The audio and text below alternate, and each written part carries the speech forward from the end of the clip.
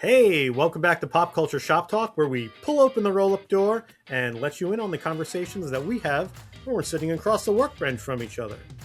My name is Artie Esposito. I'm Sean Johnson. And I'm Patrick Johnson. In this episode, we're each going to talk about 3 films that we love, but the world hates. But first, it's time for our pop culture moment. For my pop culture moment, I saw Avatar, Fire and Ash in IMAX 3D, which, by the way, I loved it. Before the movie, they had a 6-minute preview of Christopher Nolan's new epic, The Odyssey. I love Christopher Nolan. Interstellar is one of my favorite films. I think his Dark Knight movie is incredible. His films are always interesting, always really cool. And I'm very, very much looking forward to seeing The Odyssey. But what I really don't like is 6-minute scenes from a movie. I would just prefer the trailer of a movie. So I could appreciate that Matt Damon is great. They had a scene which, I mean, no spoilers, but the story is 1,000 years old. But the scene was the Trojan horse, which kind of kicks off the story. And I just wasn't ready to see that movie. I wasn't geared up to see that movie. I wasn't there to see that movie. So it was all sort of like lost on me. I know they've done this for other films like Dunkirk, and I think they even released the airplane scene from the third Batman. And I think all of that just sort of falls flat out of the context of the film. And the funny thing is, when you see just a small part of a movie out of context, you start noticing little things that you wouldn't maybe notice if you were there to like watch the whole movie and you're geared up and you're enjoying it. And the one thing I noticed, which is just so weird, is they're trying to get the door open, right? So the soldiers out of the horse and they're trying to get the door open, the gates of Troy. And then one of the soldiers, like, trying to pull, and one of them says, "Come on." I was like, "Come on?" I just don't think thousands of years ago they said "come on." And I don't really care about that kind of stuff. I like the Napoleon movie when everyone spoke in their own native accents. But just out of the context of the movie, it all just really stood out. It looked kind of glaring. The movie looked kind of stark, kind of small, kind of anticlimactic. And it was a weird way to advertise the movie I'm actually very excited about. I don't know why they advertise movies this way. I don't like it. I don't need to see 6 minutes of a movie. I would just prefer to see a trailer, a teaser, a taste, not a full scene. I agree with you, but I agree with you for different reasons. I don't like when they do that, but I don't like when they do that because I find myself, I get engrossed in whatever they're showing me. And then I want to see the rest of that movie. And then I'm disappointed. Oh yeah, what am I seeing again? I'll never forget in college, it was when The Lion King was being re-released, and they decided they were going to show Colors of the Wind from Pocahontas in its entirety before The Lion King. We watched this Pocahontas trailer. It was amazing. We were so excited. We couldn't wait for this movie to come out, which wouldn't be out for another 6 months or so. And then The Lion King started. And I was so not in the Lion King frame of mind that I actually said to my friend who had joined me, "Why don't you just go home?" And he was like, "Yeah, I don't really feel like seeing this movie anymore right now." So we did. And we didn't stay to see The Lion King the second time because we were so in this Pocahontas mode and so amped, and we just wanted to talk about it. I know why they do it. They feel like we have a captive audience. We could force them to watch anything. But also, I'm in the mindset that I'm gearing up to watch a 3-hour Avatar movie. And when I'm like, how long is this scene going to be? It doesn't have the normal pacing of an actual trailer. It's like, what? And some people were kind of like confused, like, what is this? Not everyone was on the internet knowing that this could potentially play before Avatar.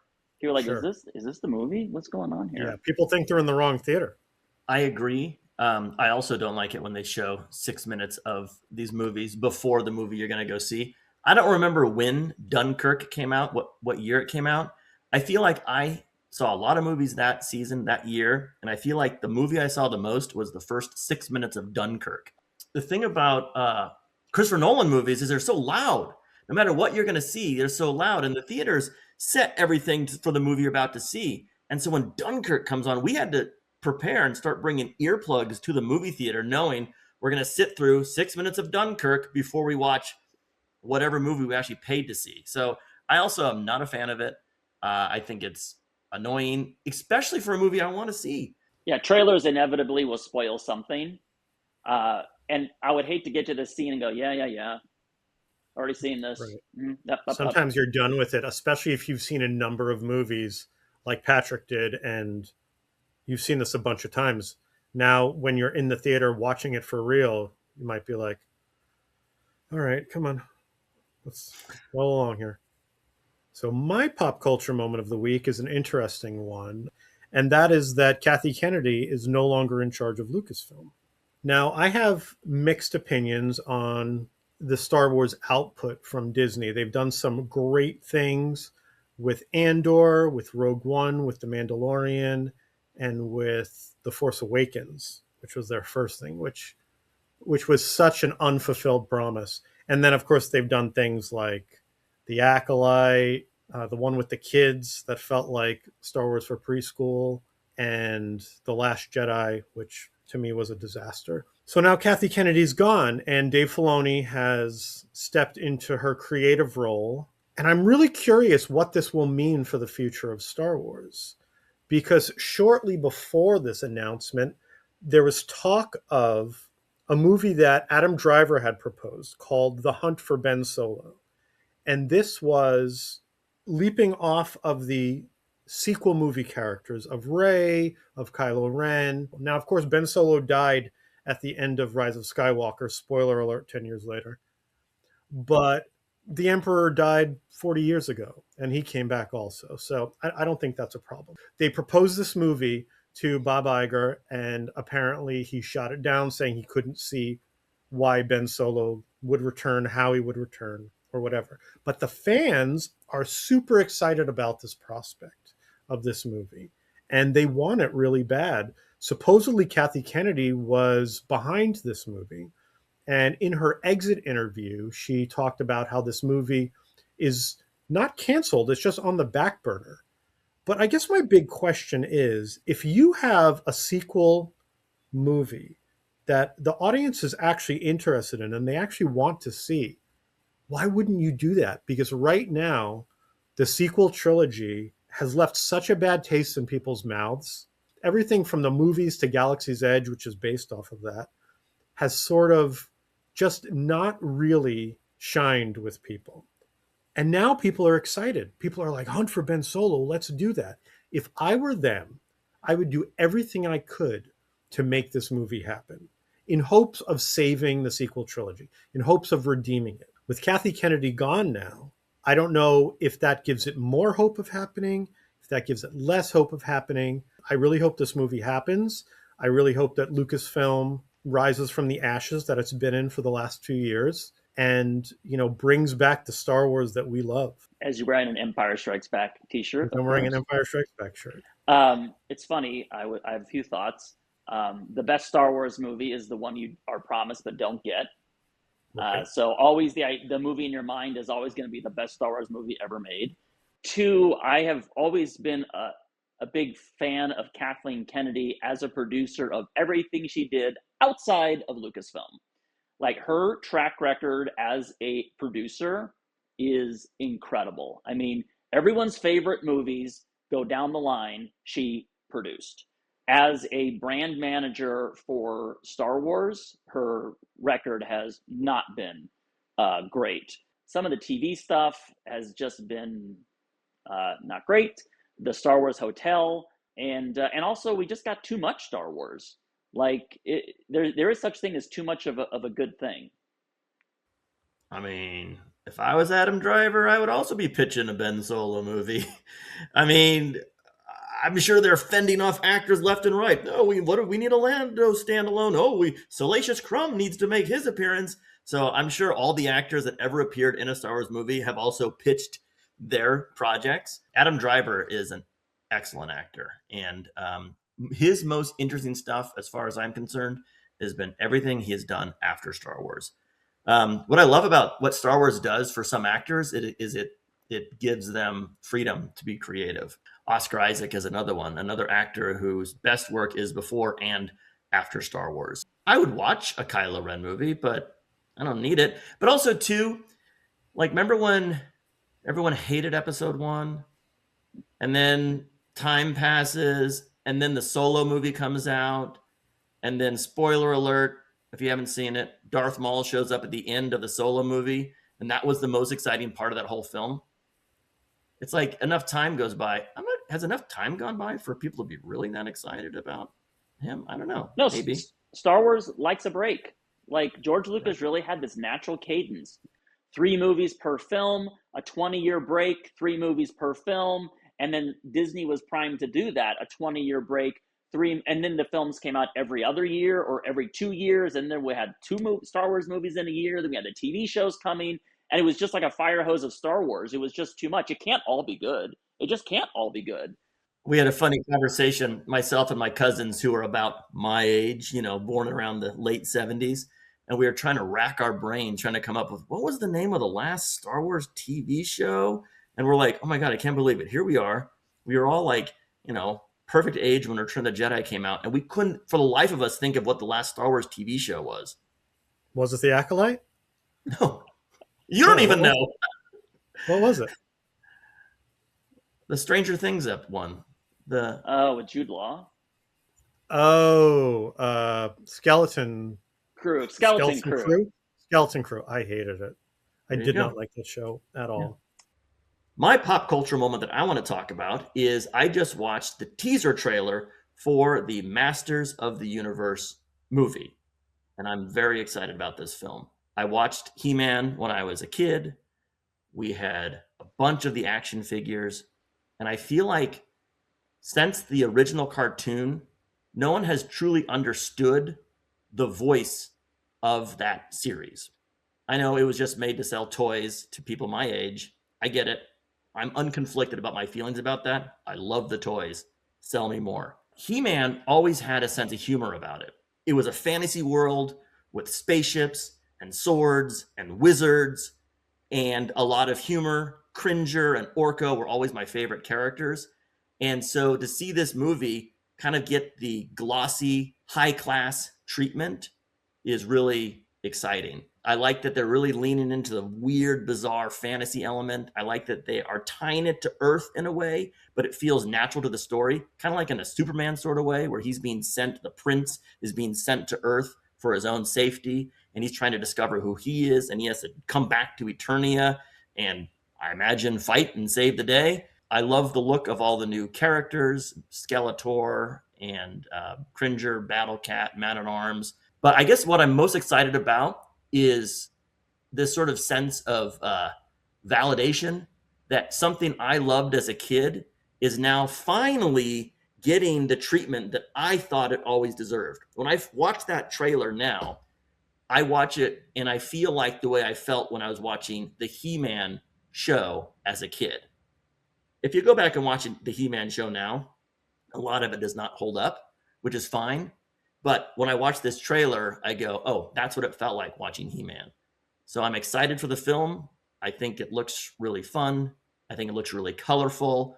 I think the cast looks really interesting, a lot of new faces. And I like that they can use all of the digital wizardry, all the effects that are at their disposal now to really immerse us in this really unique world of Eternia.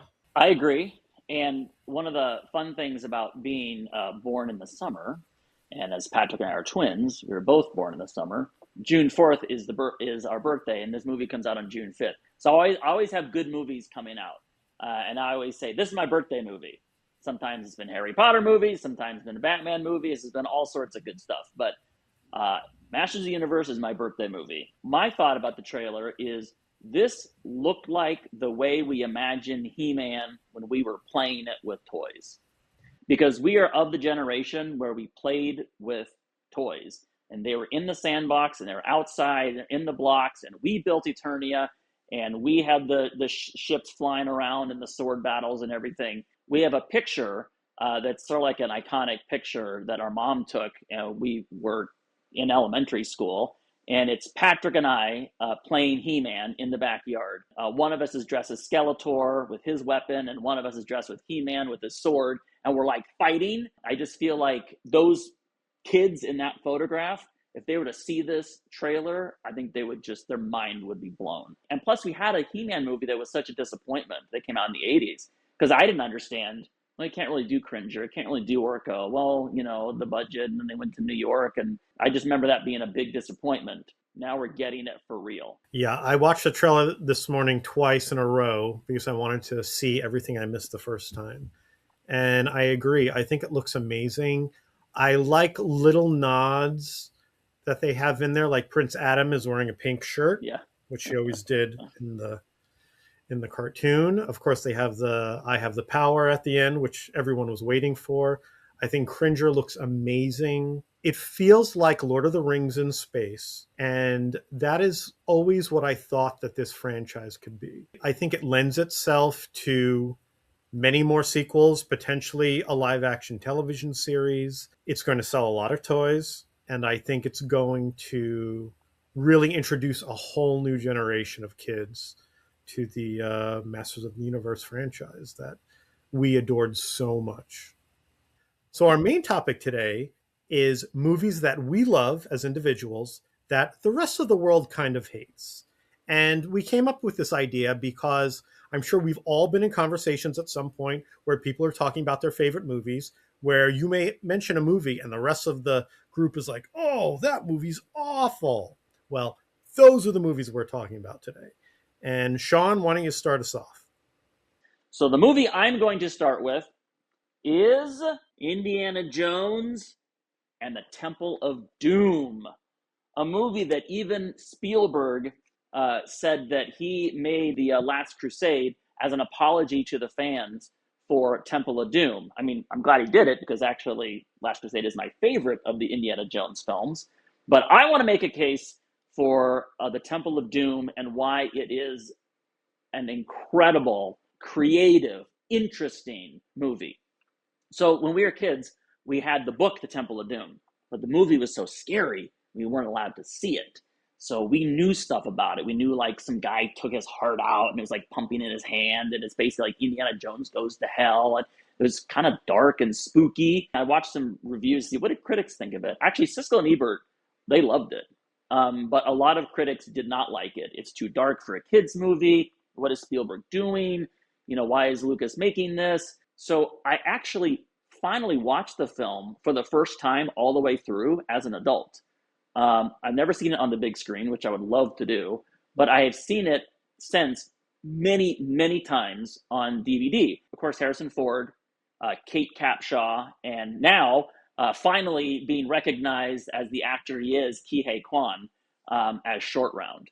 So here's what I love about the movie. First of all, it takes place before Raiders of the Lost Ark. It's technically a prequel. That doesn't really matter, except what it did is it freed Lucas and it freed the characters and Spielberg from tying it to the events of the first film. So they didn't have to worry about continuing the storyline. They said, we'll just go back.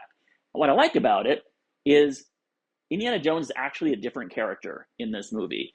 He is fortune and glory, and that's what he's all about. By the time he gets to Raiders of the Lost Ark, he's like, this belongs in a museum. And then by the time it gets to Last Crusade, that's this belongs in a museum. It's his full thing. So his whole motivation is different. So we actually get to see him more become the Indiana Jones that we are familiar with. The other thing I love about it is it's not just a repeat of the first movie. In the 80s, if you did a sequel, you made it for less, and you pretty much remade the same movie. Ghostbusters was successful. Okay, what's the next big thing that can walk down the street in Ghostbusters 2? This was not a repeat at all. In fact, it was a twist on it. Everything was a twist. So in Indiana Jones, first of all, you always start on the Paramount Mountain, and then you start on the Paramount Mountain, and then it's on a gong, and you're like, what is going on? And then he's in this whole Shanghai club, and this is the end of the last adventure. And then they kind of joke about the ball rolling by having him rolling behind the gong. Anyway, that whole scene is incredible and exotic. And then the main heroine in the movie, unlike Miriam in Raiders, who is like capable, she's like a female version of Indiana Jones. She drinks guys under the table, she punches, she doesn't need saving. And then to pair him with the Kate Capshaw character, Willie Scott, who's just a lounge singer. Like she's not even... she's not an adventure type. She doesn't want to do any of this. She broke her nail. So it's funny to see him getting irritated with the damsel, actual damsel in distress, and then pairing him with Short Round also, I think was awesome. And what it does with the three films, I'll put the other two aside, but with the three Indiana Jones films, is we get to see Indiana Jones in three different ways. In the first Raiders, we see Indiana Jones as like a lover, right? He's an equal with Miriam. With Temple of Doom, we get to see Indiana Jones as a father figure, and the way he really cares for Short Round. And then in the third one, we get to see him as the son in the brilliant casting as Sean Connery's son. So I feel like this is like a main part of understanding the Indiana Jones character. You get to see his fatherly instincts come out. The other thing I love about the movie is it's so exotic. It is so weird. And I know the stuff in the Indian temple nowadays perhaps wouldn't fly, but we have to remember is this was like dark forces that have taken over this castle. That's why they eat all that weird food. That's why the town is starving and all of this. And then what it does is it just goes from action scene to action scene, which is almost like very contemporary. So in some ways, it feels more like a contemporary film. The way that the typical, he goes on the airplane, and then the door opens, he's back in school, and the real adventure begins. I like to think of Temple of Doom as the adventure that happened while he was on the airplane. This is what happened between the first adventure and him arriving at school, because he never arrives at the school in this movie. Also, the whole temple is incredible. The minecart chase is amazing. The bridge scene is iconic. And the interesting thing is, as Indiana Jones has gone on through the years, the most iconic imagery and the things we associate with Indiana Jones, a lot of it comes from Temple of Doom. In fact, I always saw the Disneyland ride as Temple of Doom, the ride. They got the fire, you got the skulls, you got the spike room, all of these big scary things. You don't have religious iconography. It's not tied to Christianity. It's all just kind of like, it's exotic and different. That's my case for Indiana Jones and the Temple of Doom. Well, I have to say I agree with the rest of the world. I hate this movie. It's the movie that I have seen the least of all the Indiana Jones movies, and that's because I don't like it. I do like the opening scene.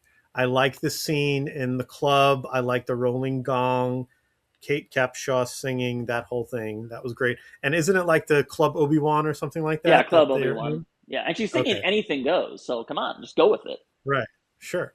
I felt like it was too gruesome. I felt like it was too out there. The fact that it's a prequels don't generally bother me, but in this case, I just didn't care for it. There are elements that I like. Again, I did not grow up as a big Indiana Jones fan like you guys did. So I sort of saw this as a casual viewer. Didn't care for it. But you give a good argument and sort of make me want to watch it again and see if you're right. I love all the Indiana Jones movies. I'm also the rare person who enjoys the new ones as well. The last one is among my favorites, which is interesting, just for that final scene when he gets to see the ancient world. I think that's such a great mind-bending idea. What I love about Temple of Doom is how it expands Indiana Jones's weird world that he lives in. He's got contacts everywhere. I love that Dan Aykroyd randomly is the guy who meets him on the dock, who sends him on his way. It's sort of, he feels like another contact in his world, the fellow who he had the adventures with at the club in Shanghai. But my favorite collection of bizarre characters are the people sitting around the table when they're having that grotesque meal in the temple. The guy with the pith helmet and all these like very appropriate for that time, for that type of movie, for that era. And you can imagine each of those weird people have their own weird stories. And Indiana Jones, he's the normal one in our movie, but he's just as exotic and bizarre as the characters that surround him. It's almost like Temple of Doom is more like a cartoon version of the Indiana Jones world, more exaggerated in a way, whereas movies like Last Crusade, which is also my favorite, is a more grounded film. Also, I would say this movie is more emotional. Like the emotion's very high. Like, a Short Round is like crying. He's afraid. Indiana Jones is like, he turns evil. It's like, what are you doing? What's happening? What's going on? Kate Capshaw is really afraid, and you don't really know like what's going to happen. I mean, obviously they survived because this is Indiana Jones, but I just feel like everything is heightened. The emotion is heightened, the scariness is heightened, the adventure is heightened. It also brings in one of John Williams' best themes, I think, which is the slave children theme, which I think is just a very iconic John Williams song. So my number 3 choice, speaking of prequels, is the George Lucas directed 2002 Star Wars Episode 2 Attack of the Clones. The basic premise is Anakin Skywalker is now 10 years older from what he was in The Phantom Menace. He's seeing Padme for the first time in 10 years, and he's still in love with her, as he always was. And Padme's in danger, and now he and Obi-Wan have to protect her throughout the movie. This movie is so epic in so many ways. First of all, the adventure scenes are great. One of the scenes that people seem to not like is a scene in the droid factory. And I know that that was a last-minute addition, but I think that that scene is so good. I think the excitement and all the close calls that they experience in the droid factory I think they're great. The other thing that people don't like about this movie, supposedly, is the love story. I think this love story is great. Speaking of John Williams songs, the song that plays in the background of the love scenes between Anakin and Padme, I believe it's called Across the Stars.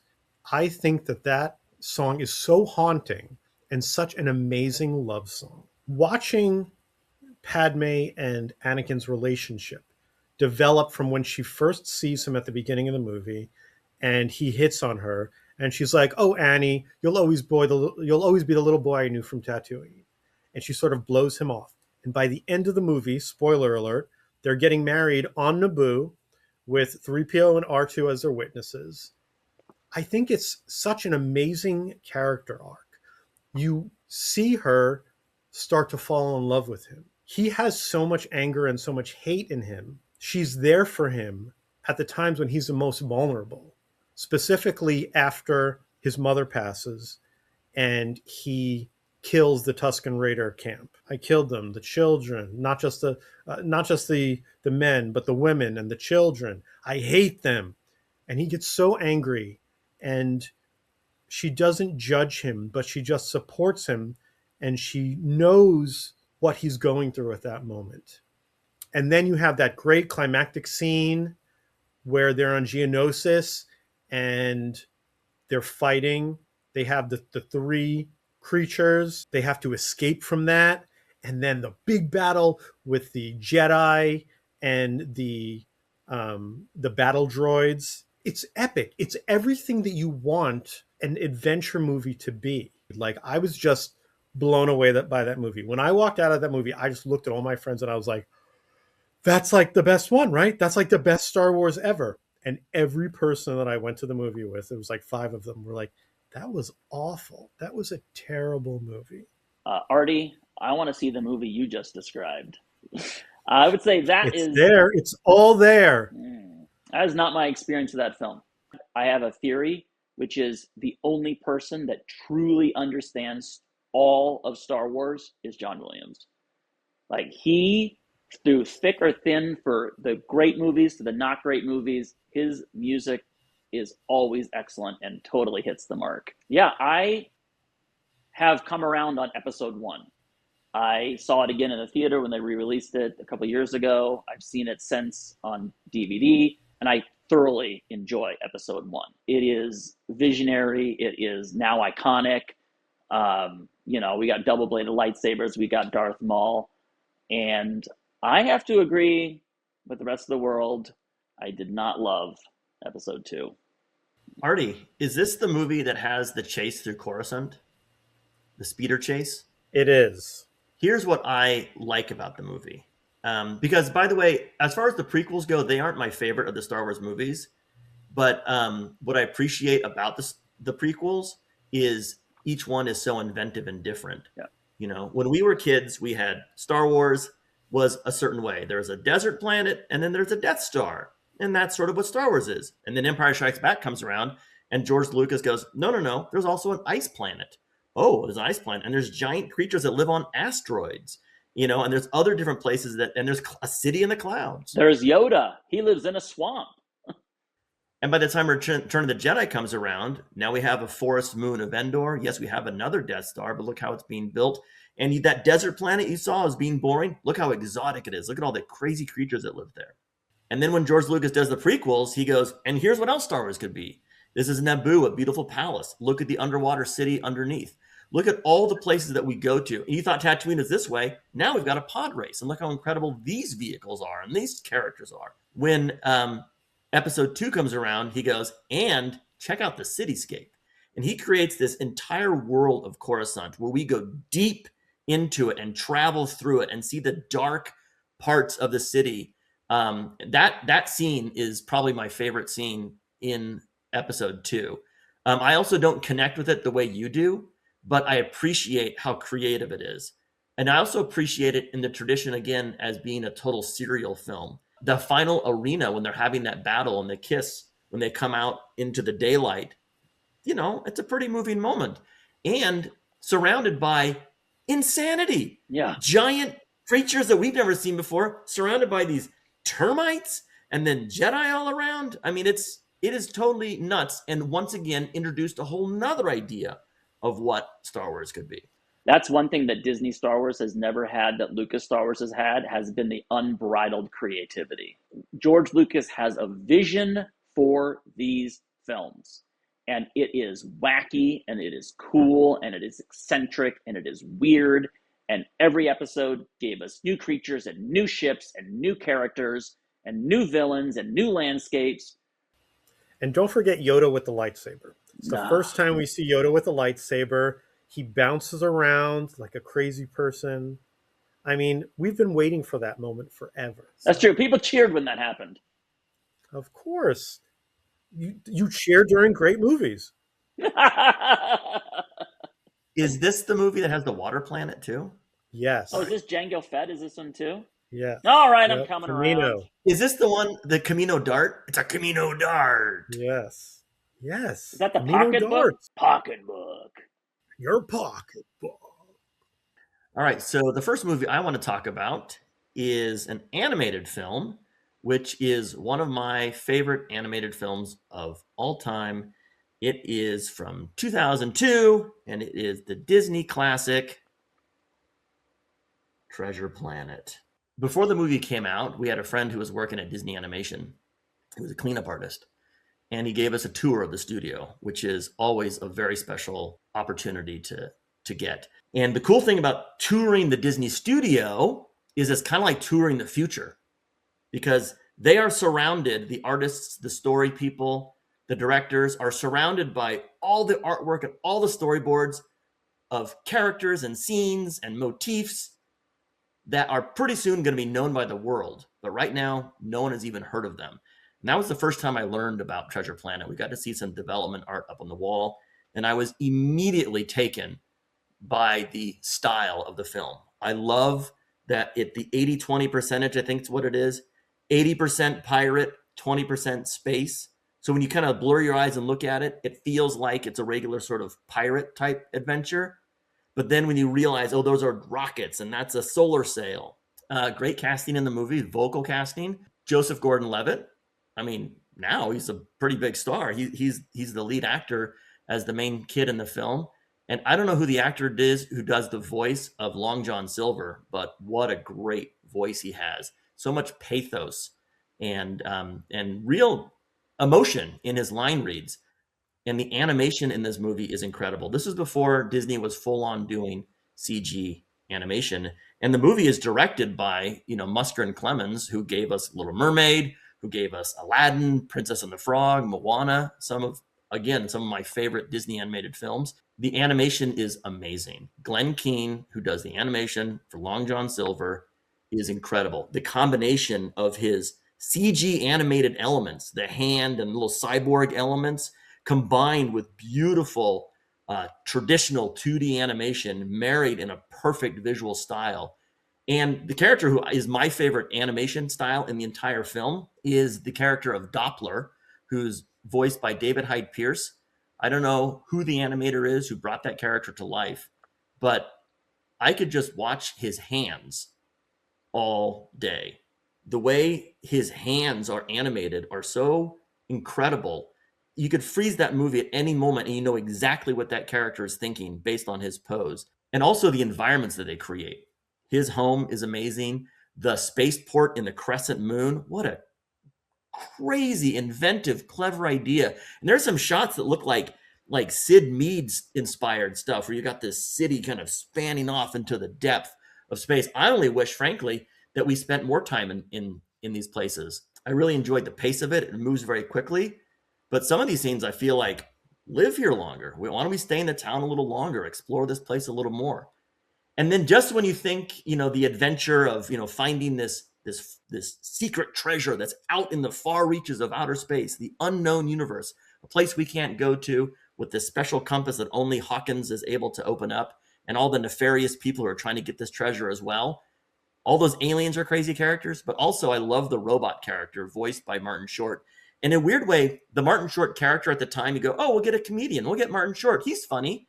But his character watching now is even funnier than it was because we know Martin Short more with shows like, Only Murders in the Building. I feel like he's really kind of ingratiated himself in our popular culture. Hearing him do his funny little line reads and stuff, his little mistakes because his brain is missing, are really funny and really entertaining.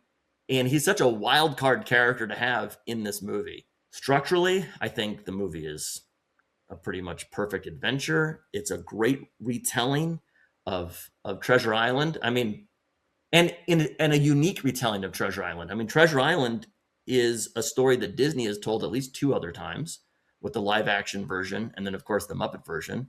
And this one finds a whole new way into the story.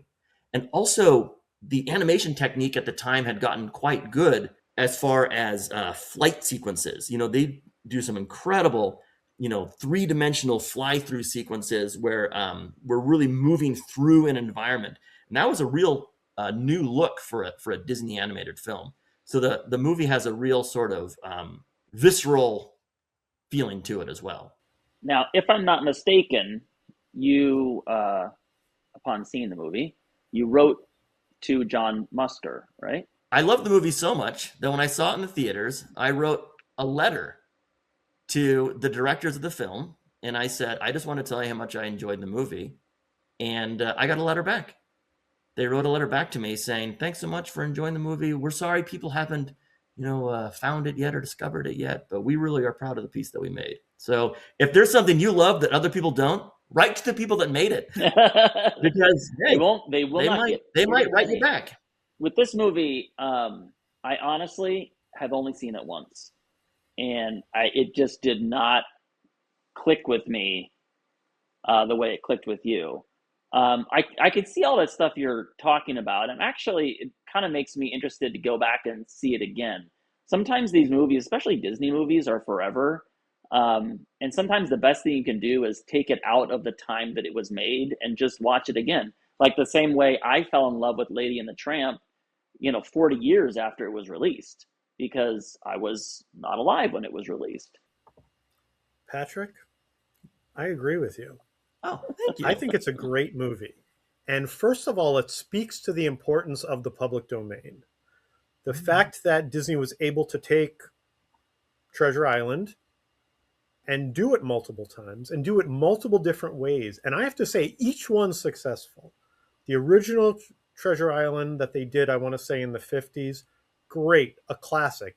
Disney's first live action film, Muppet Treasure Island, so good. So good. Directed by Brian Henson, amazing. And then Treasure Planet was wonderful. I loved it. My only thing that I would say is I wish it were a musical, because the one song that is in the movie, which I think it's called I'm Still Here, is so good. Such a touching song. It became a big song on the radio at the time. It's so good, and I wish there was more of that.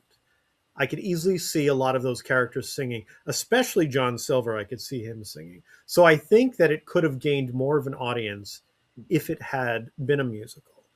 But the design of that movie is like, you could tell that they had no reins on them whatsoever when they were designing. And the solar sail and, like you were saying, the crescent moon shape of the world, absolutely gorgeous. Absolutely gorgeous. I feel like this is a movie that's going to be rediscovered 20, 30 years from now, and people are going to look at it and be like, that was so ahead of its time, and it so deserved more than it got. Also, the character of Morph, the little pink blob, was that was a big deal for animation at the time. Being able to do a shape like that animated and to be able to convey character and for the audience to fall in love with that character, that was hard. That was really hard to do, and they pulled it off really well. And I think the biggest problem with this movie is that not enough people have discovered it. Not that the people who saw it didn't like it. I hope it gets what it deserves one day. And I think it deserves to be remembered and loved. My second movie that I love, that the world hates, is the 1988 Ron Howard classic Willow, starring Val Kilmer, of course, and Warwick Davis of Return of the Jedi, Wicket fame, of course, now known as actor in all sorts of films. I did not learn until recently that people don't like this movie, and that it was sort of like a punchline. In fact, even in Mystery Science Theater 3000, 2000, whatever, I guess it was a running gag. One of the characters would be like, "I like Willow." I was like, who doesn't like Willow? First of all, a little backstory. So our dad at the time that this movie came out was working for Kraft Foods, and they had a promotion with Willow. So we received all this promotional material, and we got to see an advanced screening of the film, which was kind of like, that's exciting. And we had a poster, which I wish I still had, because getting these promo posters, especially when they're teaser posters for movies that are not beloved necessarily, are kind of like hard to come by. But it was just the these orange red clouds, and it said, believe all you know or think you know, and it says Willow.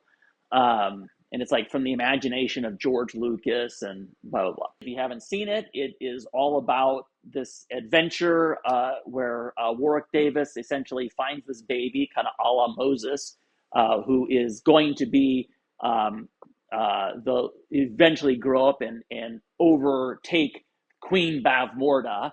And so this Elora Danan, the baby, needs to be essentially taken so she can overthrow the queen. So kind of a classic story, horses, swords, wizardry. But then there's just some really fun stuff like the brownies, which it's funny. I was watching the Siskel and Ebert review at the time. Like, what do they think of the movie? They hated it. They're like, how could the director of Cocoon and Star Wars give us this movie? But it has a sense of humor, and that's what I like about it, especially Val Kilmer. Val Kilmer is so charming in this movie. Well, honestly, in every movie. I've never seen him in a movie where he's not likable. He is so charming as Mad Mardigan.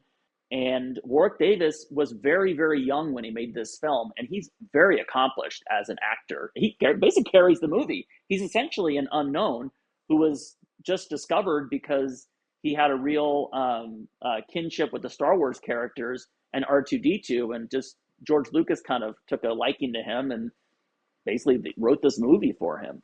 I love all of the scene at the little village and all those characters, which feel so well-rounded. And Billy Barty is, which finger controls the universe? I mean, it's a really fantastic role for him. And then I love like the guy with the skull mask. Then it has, he's the heavy basically. And then the other guy who plays Val Kilmer's friend with red hair, I forget his name, Eric or something. Anyway, he's a really great character too. So the characters are really well drawn. And I think they really come across really well.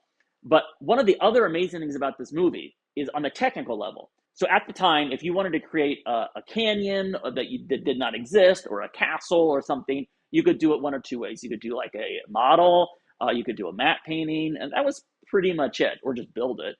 But what they did is they created three-dimensional matte paintings. And what that meant was they created the model, and then they had projection screens in that model where they would project the action of people walking through the canyon or whatever. And then the camera could move forward and tilt and get that parallax action and motion, so it feels real, but then you would see the characters moving in that space. Now it's almost a given you can do something like that, but back then it was revolutionary.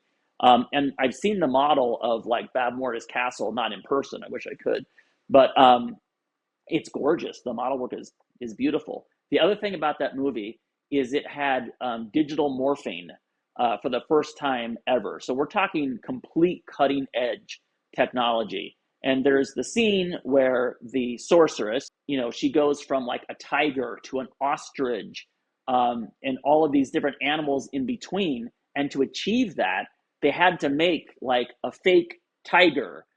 They had to make an ostrich that would like, where the neck would kind of like come out of the tiger, or perhaps another animal. So they had to have practical elements, and then they stitched it together with this digital morphing. So the transformations all happened on screen in one shot. And that was revolutionary. No one had ever done that before in a film. But what's cool about it, why it still holds up today, is there's a combination of puppetry and practical elements and real animals, and then digital morphing in between. So it's really great transformation sequence. Oh, the other thing I love about Willow is the score.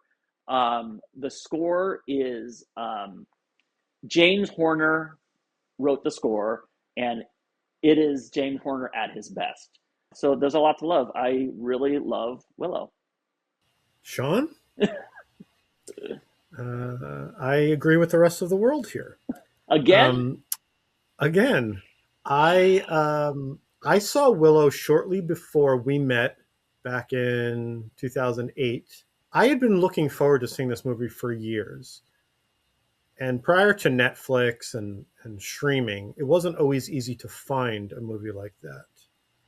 So I was able to watch it, and I didn't care for it. I didn't care for it at all. I felt like the story was convoluted. There were no characters that I particularly gravitated towards. I didn't care for the bad guy. It just all felt very weak to me. But then I met you guys, and Sean in particular, you talked so much about it and how much you liked it that I decided I'm going to give this movie another try. And I did, which is why I've now seen this movie 1.5 times. Because halfway through watching it the second time, I thought, I can't watch this. I can't watch this. This is not good.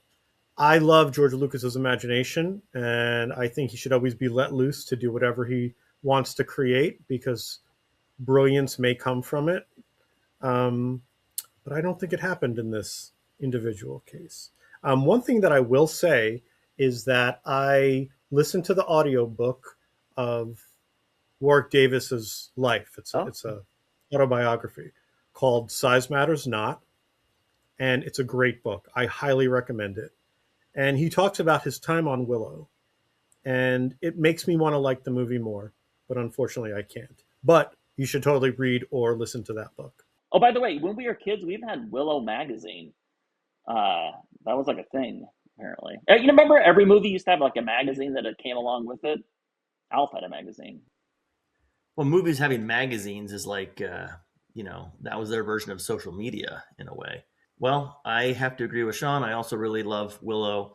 I have fond memories watching it as a kid. We even had some action figures, and I am apparently the rare person who loved the Disney Plus Willow series. I watched it all the way through. I thought it was excellent. I thought the new cast was great and funny, and there was some really weird, irreverent stuff that they did in that show. Thoroughly enjoyed it. So my second movie that I love and the world hates is a 1980 Robert Altman film, Popeye, starring Robin Williams and Shelley Duvall. This movie is excellent. First of all, the visuals. The sets are absolutely incredible. The town of Sweet Haven from this movie was actually built and still exists in Malta today. You can go there. It's called Popeye's Village, and it's a shopping village. The costumes were spot on to the cartoon. The performances and the casting of this movie was so dead on. Robin Williams' version of Popeye is literally like the cartoon character coming to life on screen. And the same thing goes for Shelley Duvall. Her olive oil, the way that she speaks, the way that she moves and carries herself is so accurate and so funny. Such a strong character, such strong choices that she makes throughout the movie. And overall, this movie is not afraid to lean in to its cartoon origins. There are cartoon sound effects.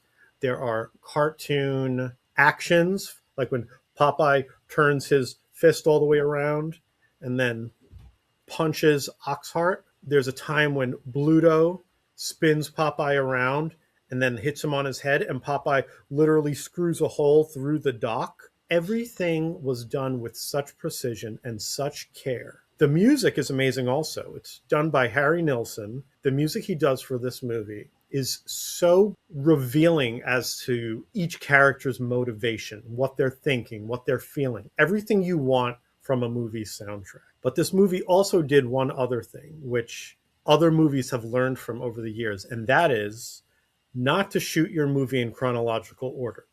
Robert Altman decided to shoot this movie in chronological order, which means that by the end of the film, his budget had been spent. So the big scene where Popeye fights the octopus, it was supposed to be Popeye eats his spinach, he becomes strong, you see tanks in his biceps, fireworks start going off.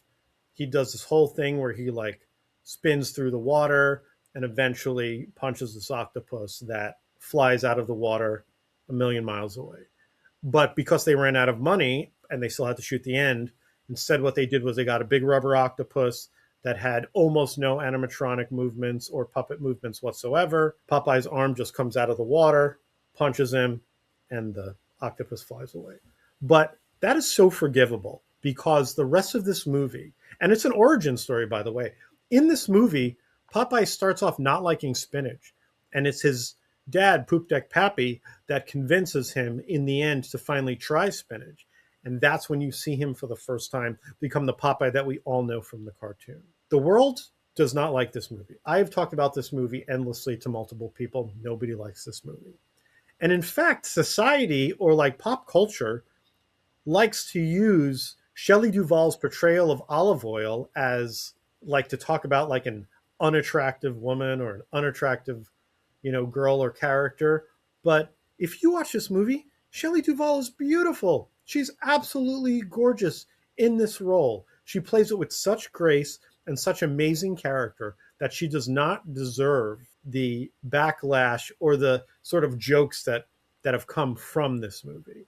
I remember being 5 years old and seeing the trailer attached to another movie and telling my Aunt Nancy, I want you to take me to see that movie. And I remember opening night going to see this movie and coming home and being so excited. And the next day, making my mom bring me to a general store where I bought a pipe. And I went into kindergarten with a pipe in my mouth because that's what cool kids do. I also think Popeye is an excellent movie. It got a lot of play at our house. First of all, Robert Altman's a great director and has done all types of movies. You name it. Comedy, war movies, murder mysteries, and this cartoon adventure. I think Robin Williams is incredible. I think Shelley Duvall is amazing in this. It's funny. The songs are great. The whole like town that they created, it's like you feel like you could go there because it's real, where the stairs meet the water and everything.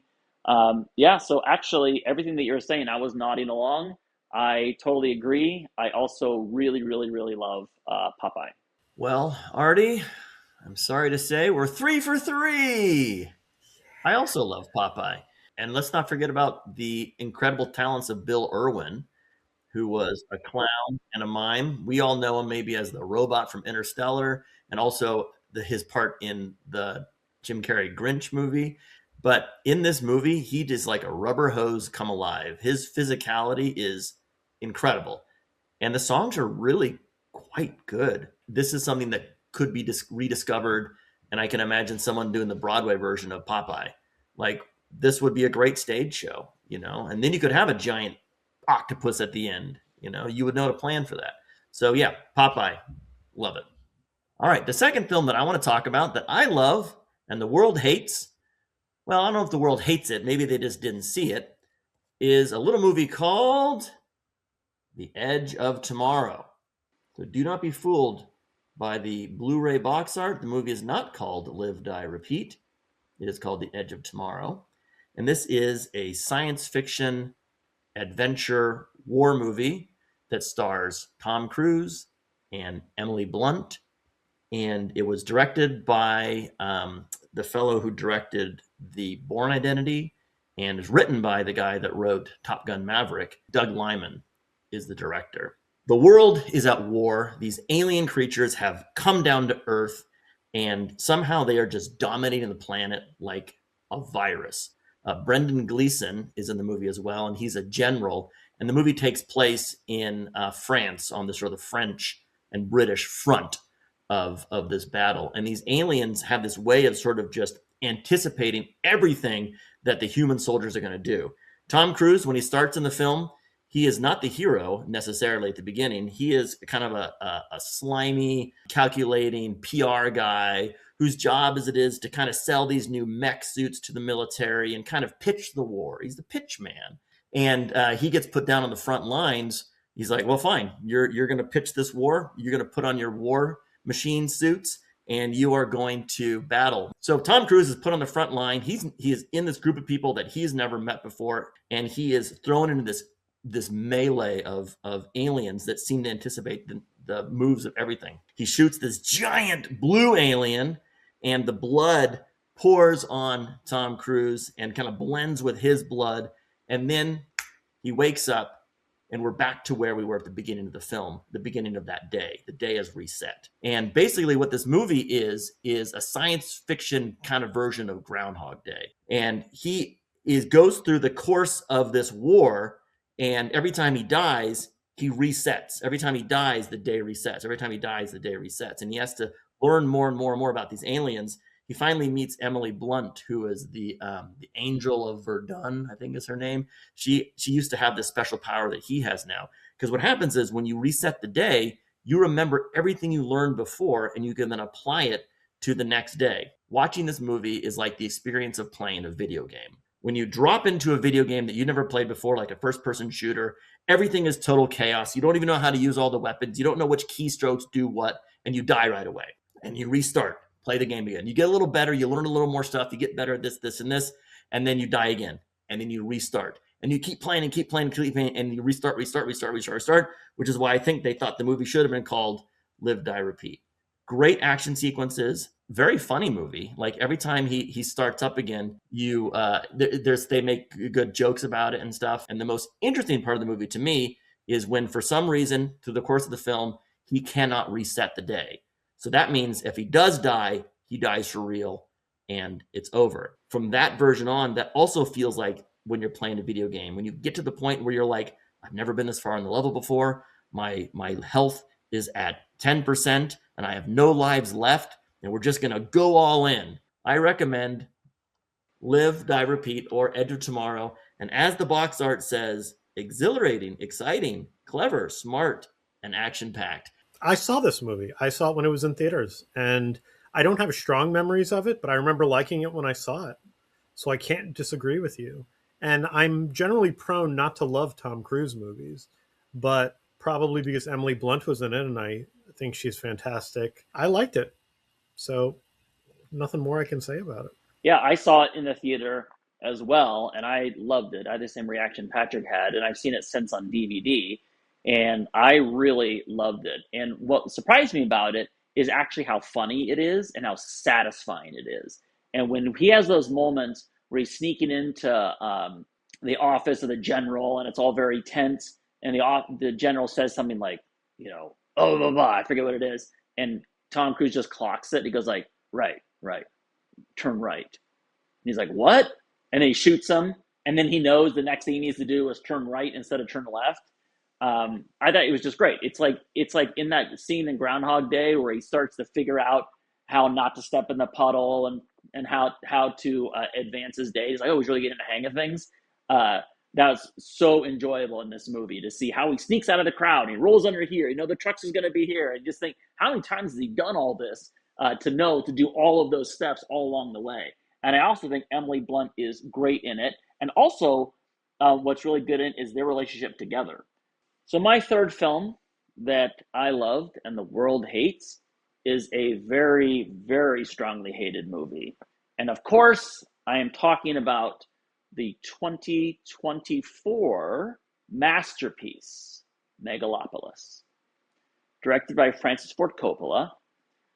This is the movie that he sold a part of his winery to self-finance.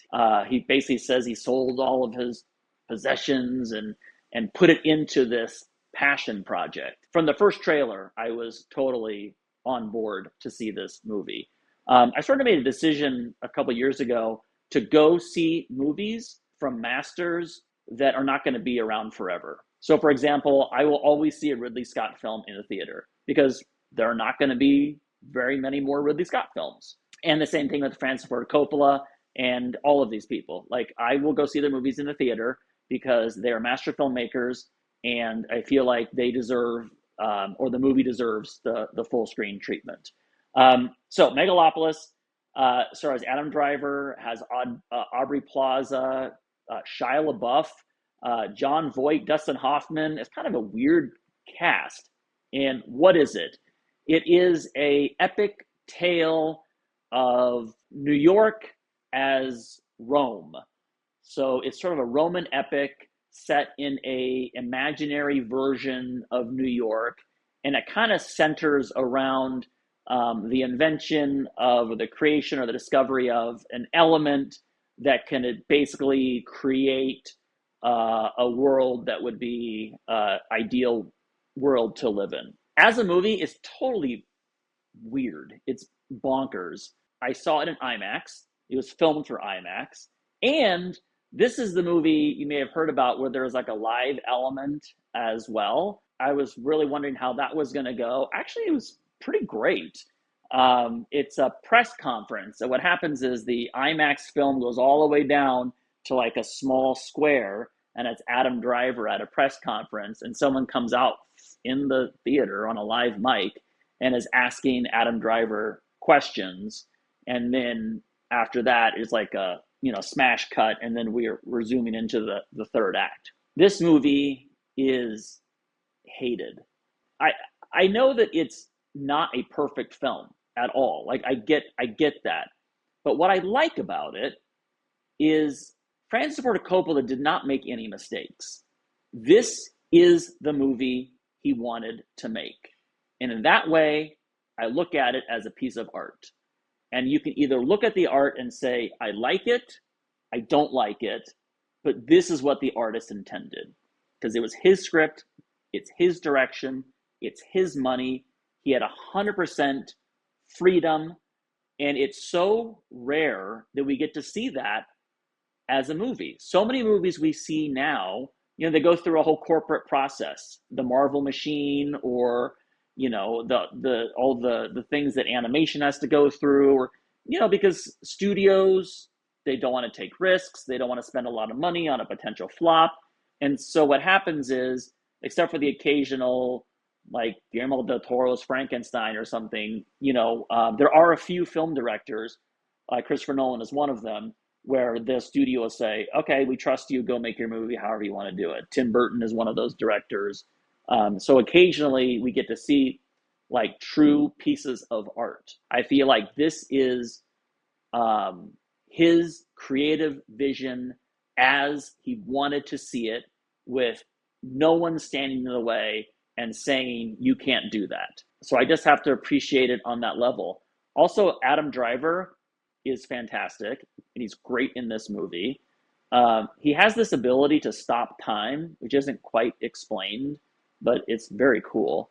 What I like about Adam Driver is I get the sense that he chose this movie probably because he wanted to work with Francis Ford Coppola, just like he did one of Terry Gilliam's, recent films. I don't know if it was his last movie or not. The Don Quixote movie, he was in that as well. I feel like he just said, I want to work with Terry Gilliam. And the person who surprised me most in this was Shia LaBeouf, because I actually haven't seen him a lot in films. He's sort of like almost retired from acting. To see him back in the movie, I was like, oh yeah, that guy, he's good. I really, really enjoyed his performance, and I really enjoyed Aubrey Plaza's performance in this movie. So, a flawed masterpiece for sure, but I'm so glad I saw it on IMAX. Actually, beforehand, they had a live Q&A with Francis Ford Coppola, who was beaming in from New York, and he beamed across all the IMAX screens and talked about the film. And I have a feeling this is a movie that, given time, people will sort of discover it and say, yeah, why did we hate that movie so much? Yeah, this is actually pretty cool and pretty creative. So that is my take on Megalopolis. Artie, have you seen Megalopolis? I have not seen Megalopolis, but I've seen a bunch of Francis Ford Coppola's other movies, the Godfather movies, which I loved, Apocalypse Now, which I really enjoyed, and I know he's a driving force behind George Lucas's career. So that's super important. So I will definitely see this. And now that I know that Aubrey Plaza's in it, I will definitely see it because I love her. I also really enjoyed Megalopolis. Sean and I saw it in the IMAX theater. You can tell that they're really pushing up against what the budget would allow. There's this massive arena scene where they have chariots and stuff, and you just feel like this is about as many extras as we could afford. This is as close as we could get to making the digital effects the way we want them to look. Like, everything was put into the making of this movie, and it's pure. And so often we do not get a movie that is pure. So I also thoroughly enjoyed the movie. I thought it was totally bananas, totally weird. I thought all the performances were great, and there's some ridiculous things in there. There's some kind of eye roll stuff in there, some like cringe stuff in there, especially at the very end. All that being said, I recommend people check out Megalopolis. So my final film that I love but the world hates is a little 1982 film called Halloween 3: Season of the Witch. This movie is majorly disliked by the mass majority of people that I speak to who have seen it. And they all seem to come up with the same reason, and that is because this is a completely original story that does not include Michael Myers. Now, obviously, the original Halloween was a huge hit. It was one of the biggest money makers of all time at its time. They did a sequel, which also included Michael Myers. But at the end of the sequel, Michael Myers dies. And John Carpenter had an idea to continue on with the Halloween series, but to do it sort of like an anthology series where the first two movies would be about the boogeyman, which is Michael Myers. The second movie would be about witches and witchcraft. The third movie might be about ghosts. A new movie would come out each Halloween. Now, where they made a mistake here was that they did not explain that concept to the masses. So people went to go see this movie and were disappointed that Michael Myers was not in it. The story of this movie is it takes place in California. There is a dad who is a doctor, and he's divorced from his ex-wife. He has two children. There is a company called Silver Shamrock Masks. Silver Shamrock Masks makes these masks that are being mass-produced and are being purchased by children all over the world. And there are three masks. There's a skeleton, there's a pumpkin, there's a witch. The idea is that kids will buy these masks, and on Halloween night, they will watch this special big giveaway on TV. And on the TV, they sing this song, and it's always like however many days it is till Halloween. And the idea is that kids are going to watch it Halloween night, and something grand is going to happen. What you come to find out is that Silver Shamrock is a company that is created by this ancient warlock. And this ancient warlock is using fragments from Stonehenge. And these fragments are being put into a little metal discs that go onto the back of the masks. And on Halloween night, when kids watch this show, these masks are going to be triggered by the television and crazy things are going to happen. And what ultimately happens is the kids' heads start to melt and explode, and snakes and bugs and things come out of them. Towards the end of the movie, they're trying to stop this giveaway from happening. This is a great Halloween tale. It really digs in to the history of Halloween and Samhain and how originally people were supposed to wear masks in order to ward off spirits.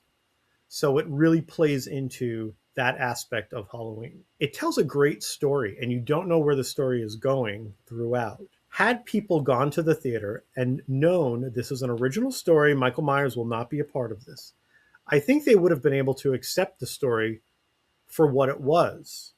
And in fact, Tommy Lee Wallace, who's a director, has talked about how they had considered not calling it Halloween 3 Season of the Witch, but just Season of the Witch. But they wanted to trade off the Halloween name to get people to go to the theater. But I highly recommend this movie. I think if you go into it with an open mind and just wanting a good Halloween story, I think you'll really enjoy it. So, Artie, you recommend this movie to me, and I watched it. I've seen the first Halloween, and it's incredible. I have not seen the second Halloween. In fact, the only Halloween films I've seen is Halloween, the original, and Season of the Witch. And I have to say, I did not like Season of the Witch. I know you. I did not like it.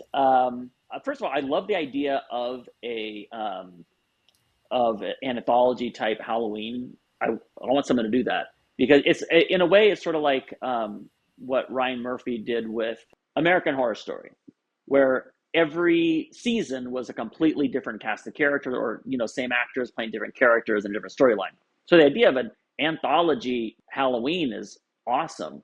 I just did not care for this movie, unfortunately.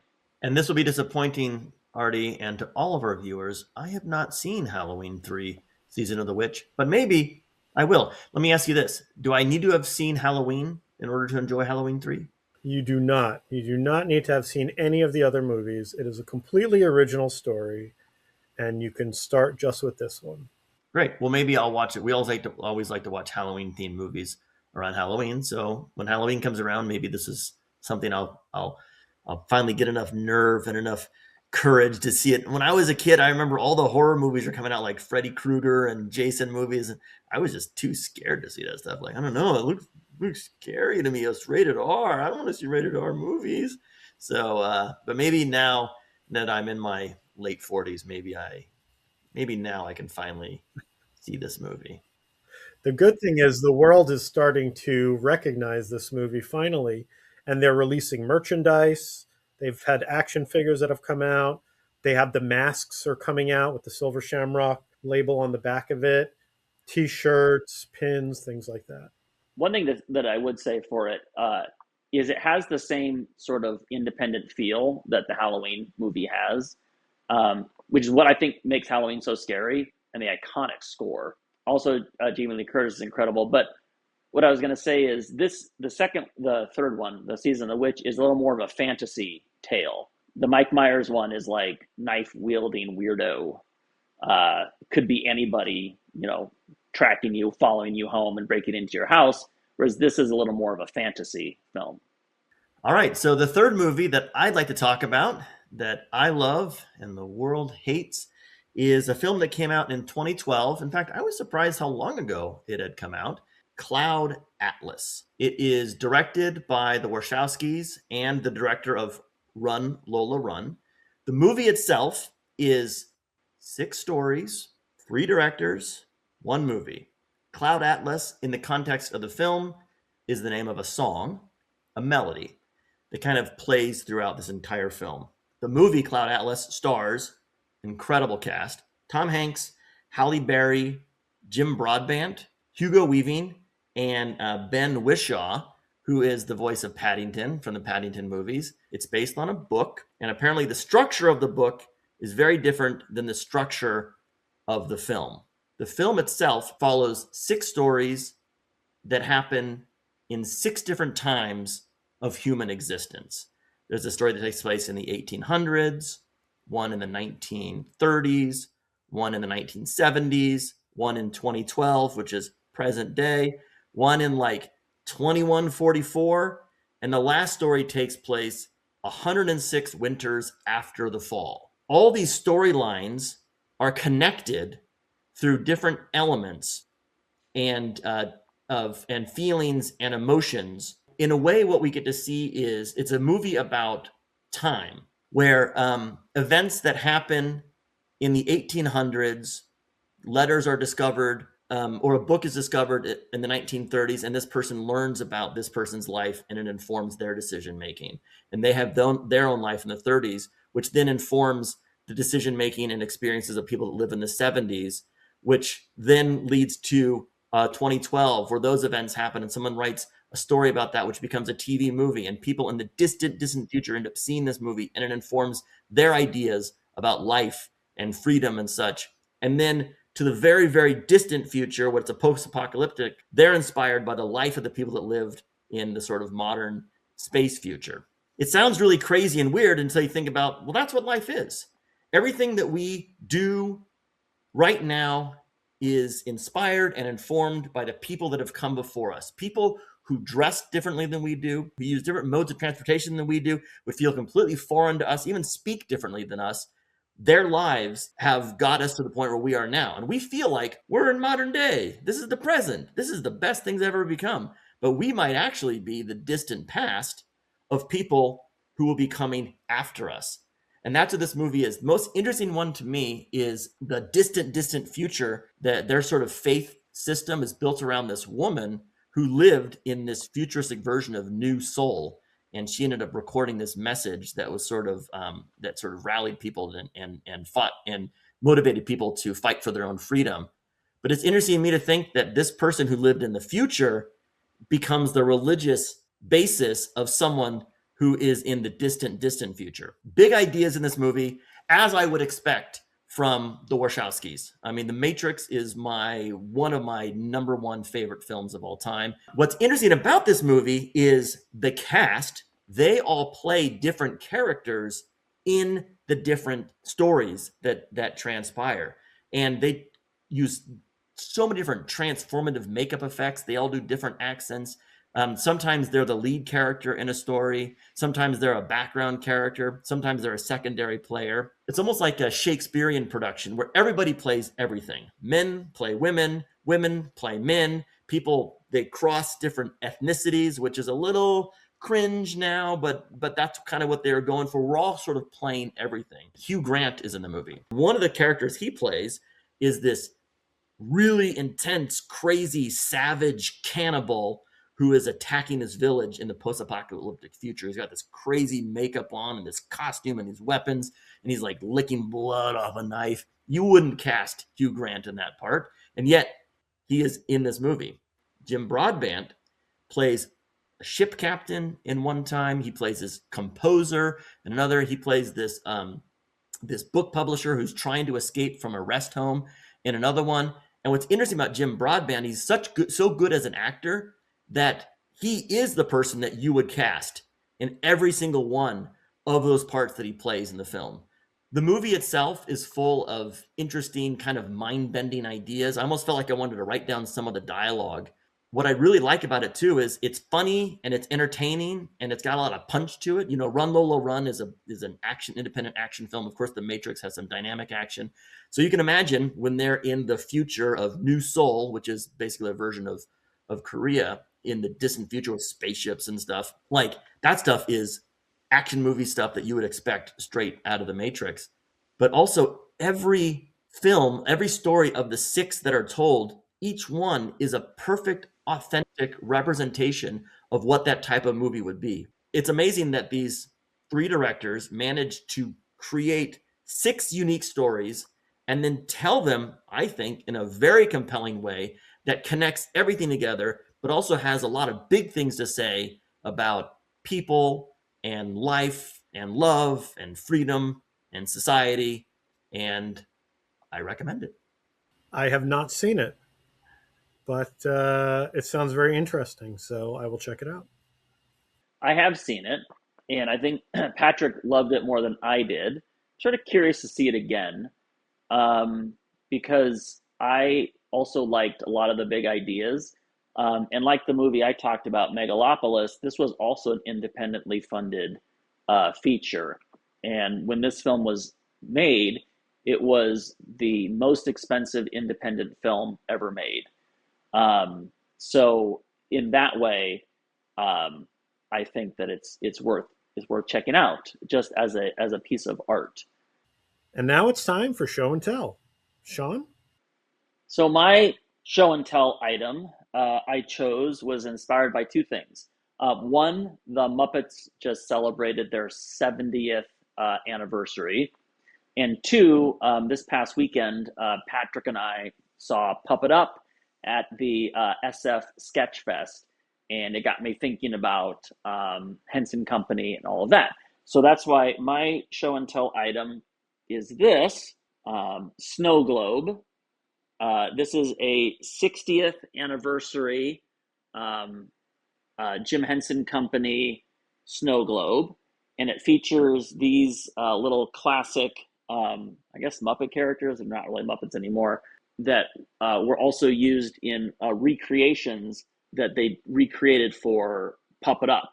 As I'm looking at this, I realized that the snow globe is actually coming loose from the little interior character is kind of cockamamie in there. I don't know. Snow globes are hard to do. What I love about this is, first of all, 60th anniversary. It's hard to believe that was 10 years ago. This was the company gift that year.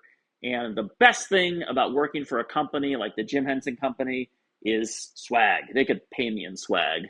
So when this arrived as the gift, I thought it was really spectacular.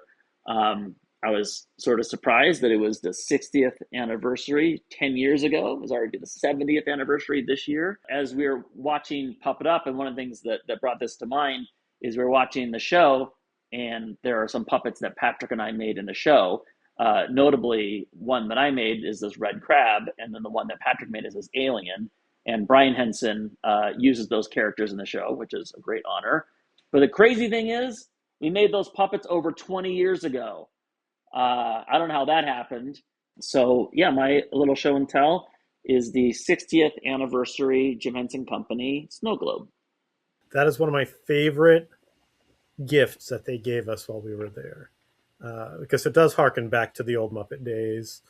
And I know that's something that always meant a lot to all of us. And I think we all got to do that Java scene at some point in Puppet Up, or at least in class. And yeah, always meant a lot to me. Anytime you can play a legacy character or do a legacy skit, it always just feels really good, and it feels like you're part of the magic, I guess.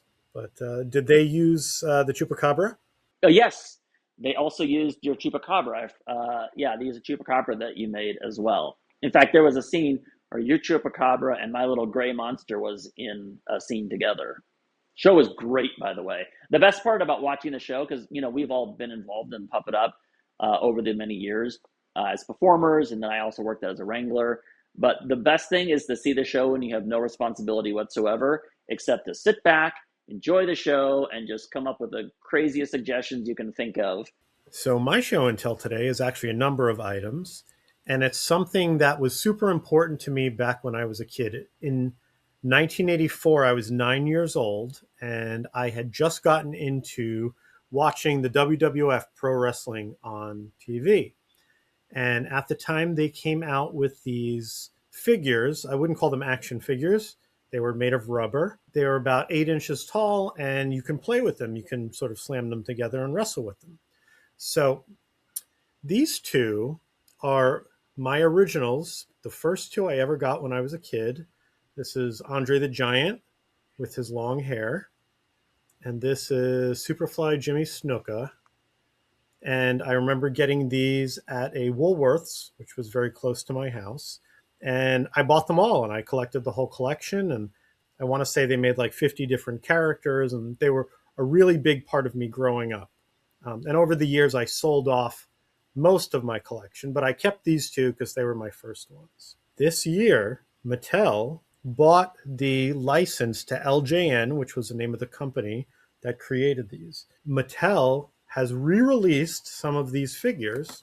So this is a direct copy of the Hulk Hogan that I had in 1984, but it is a 2025 figure. Same big rubber guy that I used to have.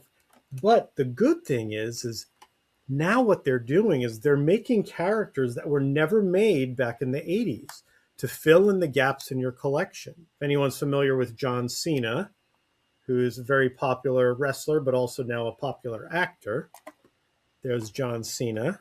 I purchased him. And my kids and my wife think they're dog toys because they're just big rubber things. I also bought Dusty Rhodes, which was a wrestler from the NWA and then came over to the WWF. And he has a hat that comes off and his famous polka dots. The plus side is because retro is in, there are other companies that have reached out to individual wrestlers to get the licenses to use their likeness. If anyone's familiar with the Macho Man Randy Savage, the WWF currently does not have the rights to produce figures of him. However, a company called Big Rubber Guys, made by the official Major Wrestling Figure podcast, which I watch all the time, does have the right to make Macho Man figures. So I have the regular Randy Savage, and then I have the Macho King Randy Savage, and all of these guys fit together. So here's my latest figure and my original figure. They're all in the same style. They can play together and slam them together. The paint rubs off on each other just like they did when I was a kid. And I have to say I'm slightly obsessed with these at this point. I have been following eBay auctions for different characters that I want to add to my collection. My goal is to rebuy everything I had as a kid, but also to buy all the new characters and to have a big, vast collection.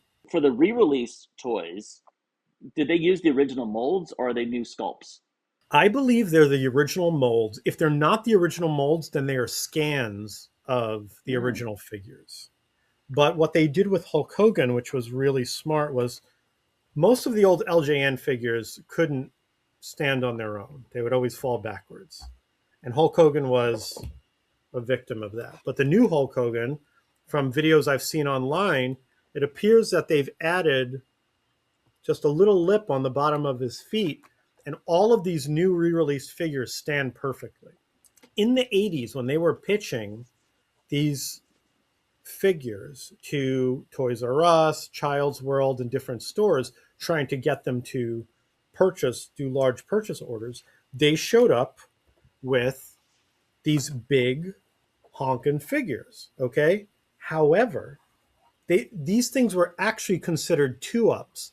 And if you know anything about the toy world, the two-up is most figures are sculpted double the size that they're eventually going to be. That way, the sculptors can get all sorts of detail in it. They create a two-up, and then they usually use a type of a scanner, a 3D scanner, to shrink them down. The representatives from LJN would go to all the different toy companies and show off these big rubber guys and say, I mean, this is just a prototype. The real version is going to be half the size, this big. But every store they took them to, they would say, no, we want these ones. We want these big, heavy ones because kids could really slam them together. So they had a big meeting. LJN had a meeting with WWF at the time, and they decided, all right, I guess we're making the two-ups. And it became wildly popular, and they sold millions of them. And now they go for a lot on the secondary market. And apparently they're popular enough to restart the line and to add new characters. My show and tell is kind of related to the theme of this episode, movies people love that other people hate. And it also happens to be related to the very first feature film I ever worked on as an intern and eventually as a production assistant. And that is the film Monkey Bone, starring Brendan Fraser and Bridget Fonda and Chris Kattan, directed by Henry Selick. It's a combination of live action and stop motion animation. I mean, this is my Mr. Rogers moment here. My show and tell, which is my very nice Monkey Bone crew jacket. This was one of my very first crew jackets I ever got. In fact, I remember seeing when people had worked on movies, they would always wear their crew jackets. And I thought, oh man, someday I want to have a crew jacket of my own. And what do you know?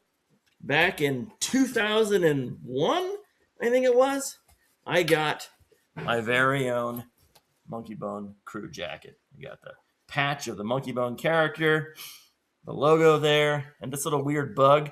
This is actually, this jacket, if you see the movie, it's actually a replica of the jacket that Brendan Fraser wears in the movie. I have a story related to this jacket.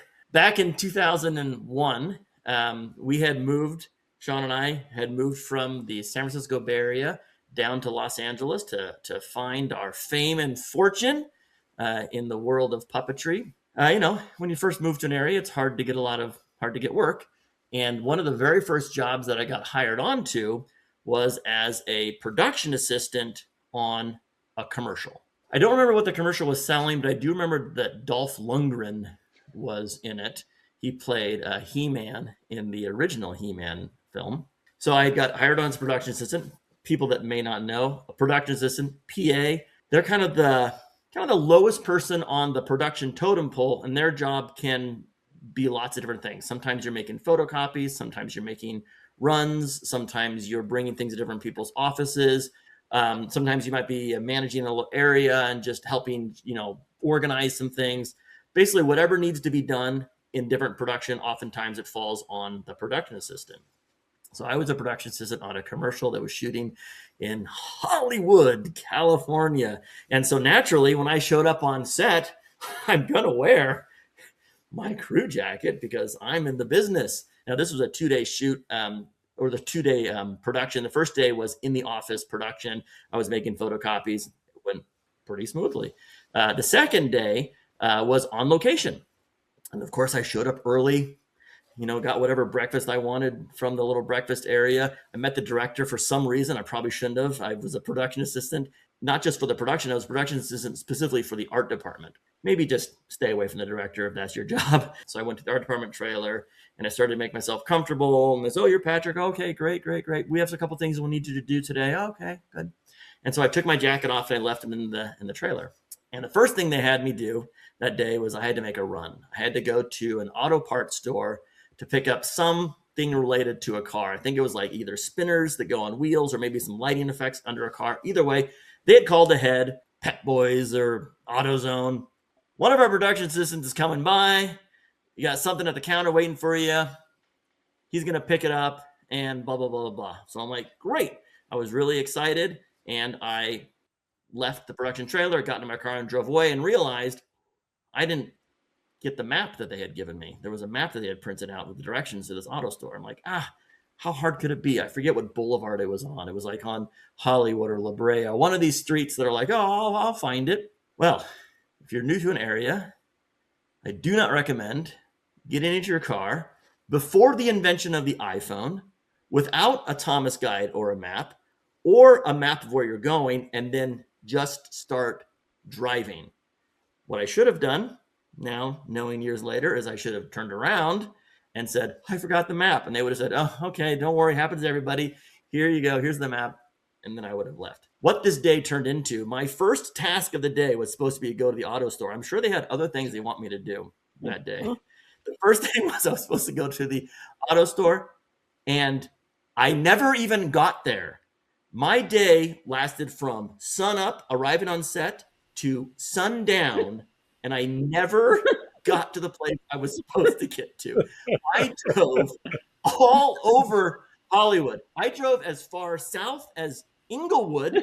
I still remember what the street signs look like, looking for this stupid auto show. I don't even know why I drove that far. Maybe it's down La Brea. I'll just keep driving. I must have driven south down La Brea all the way down to where it ends at Inglewood, past like the oil fields. And then I'm like, oh.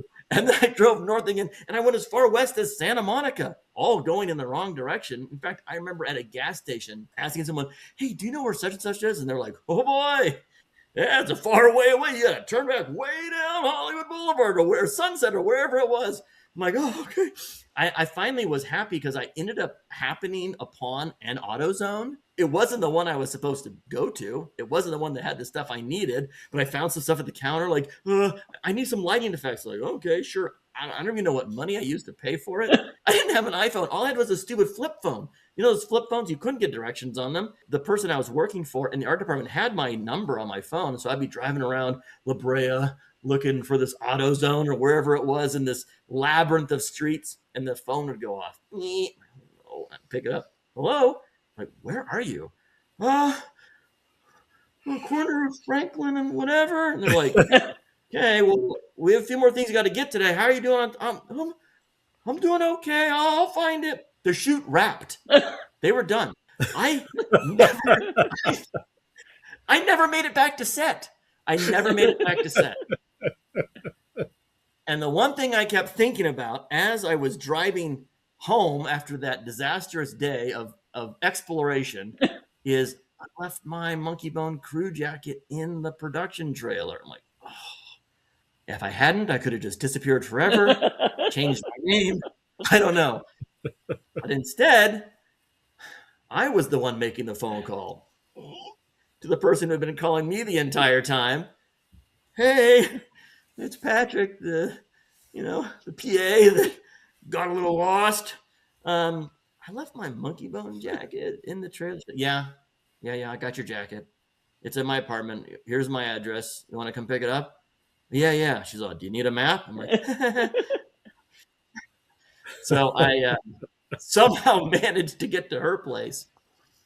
And she said to me, she goes, apparently someone else had finally ended up going to the auto store to get whatever they needed.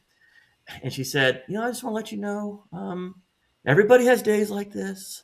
It's really hard to be a production assistant. One thing I always remember, and she told me the outline of the streets. Think about it. Hollywood Boulevard, think about it this way, intersects with that. She's telling me stuff. I'm like, I'm never going to remember this in my life. But she did say, and we found your jacket. I'm like, oh, thank you. So I took my jacket, and believe it or not, never worked for her again, and never worked in the art department again in this capacity. When I got home that evening, I felt like just horrible. And so I had to give myself a little like decompression relaxation. So I put on Return of the Jedi. I remember that specifically. I was like, I just need to watch something that I love, that I enjoy, that is not about this extremely stressful day. But what also that experience has always given me is a real sort of empathy and understanding for people who are just starting off in the industry. All three of us have had a chance to work with folks who are brand new in entertainment. And it's kind of a scary environment to work in sometimes. There's a lot of things that you won't understand and names you don't know and jobs you don't know, what people, who talks to who and blah, blah, blah, blah, blah. And so I always think about when I'm meeting someone for the first time who is working on a project, who might be a production assistant, who's kind of low down on the food chain, I always try to treat those people with respect. I try to be nice to them because I know what it's like to be the person who doesn't know anything on a set, who gets so lost that you don't even make it back to the set while the crew is still there. That story brings me so much joy every time I hear it. And sometimes we'll just ask Patrick to tell us that story again, just for enjoyment. It's a classic. Here's the crazy thing about this drive through Hollywood. That's the first time I drove past the Henson stages, is when I was getting lost on this job. I was like, oh, well, now I know exactly where I was. Have you since found the Pep Boys you're supposed to go to? I probably have driven past it just doing puppet shows and stuff. Well, it sounds like you drove past it that first time, too. We hope you enjoyed this episode of Pop Culture Shop Talk. If you like this conversation, please like, subscribe, share with your friends, and we'll see you next time. If you'd like to follow us, you can find us on @PopCultureShopTalk on Instagram, or email us at popcultureshoptalk@gmail.com. If you'd like to find me, you can go to my website, puppetsbyartie.com. I'm @puppetsbyartie on Instagram, Artie Esposito on Facebook, and Artie Esposito on LinkedIn. If you want to see what Sean and I are up to, you can follow us at Swazzle Puppet Studio. We are on Instagram and YouTube and Facebook, so check out all of our happenings there. Thanks for watching. Goodbye.